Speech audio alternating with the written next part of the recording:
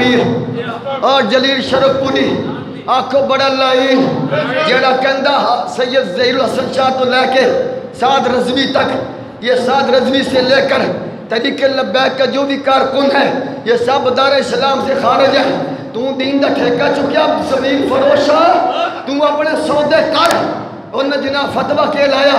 کسی بندے نے کہا ہم اسلام قبول کرتے ہیں تو شاہ صاحب قبلہ نائب امیر سید ظہیر الحسن شاہ صاحب نائب امیر طریق لبیک پاکستان، آپ نے فرمایا ہم ان کا اسلام قبول، ہم ان کا اسلام نہیں مانتے، یہ صرف اپنے آپ کو بچانے کے لیے اب یہ کلمہ پڑھ رہے ہیں. یہ ہمارے حضور کی ختم نبوت کے پہرے داروں کے قاتل ہیں، یہ غدار ہیں، یہ مرزئی ہیں.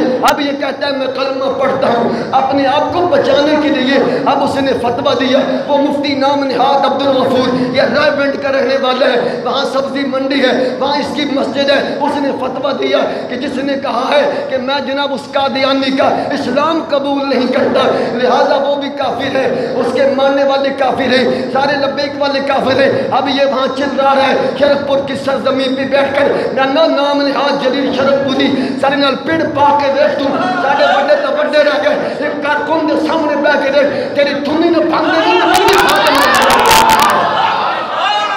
تو آپ دنیا نے دیکھے تو فریاد پوری جیو دیتے خبر چل رہی ہے.